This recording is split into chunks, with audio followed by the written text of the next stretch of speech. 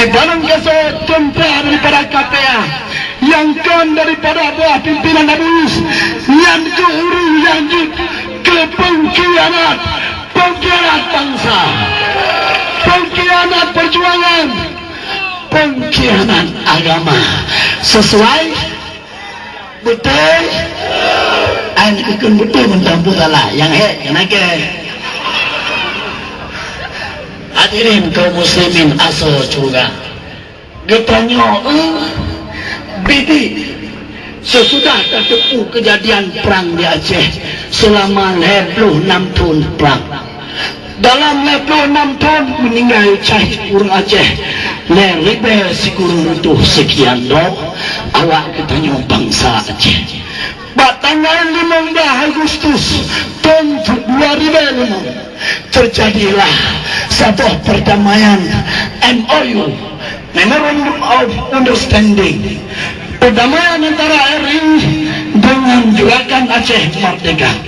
Kadamaiannya yang gamkoh budi, gelantah budi gampu, yang gelantah budi, gelantah darah swada, gelantah ayah anu yatim, gelantah dan bandung pusaka yang kebah, lain jatuh katanya.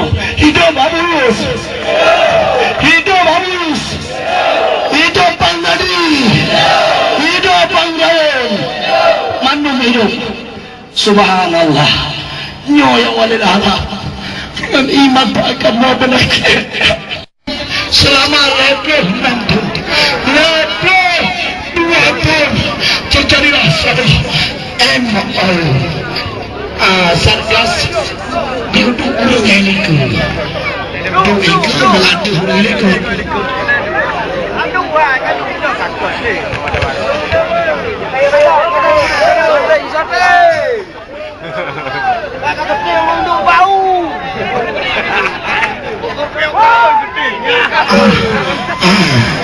lanjutkan acara, lanjutkan insyaAllah. Alina perdamaian MOU, di dalam MOU-nya tercatat dan mengandung ketentuan hidup bangsa Aceh. Poin 1 dan 2 adalah lagi poin yang mengatakan self-government. Ayo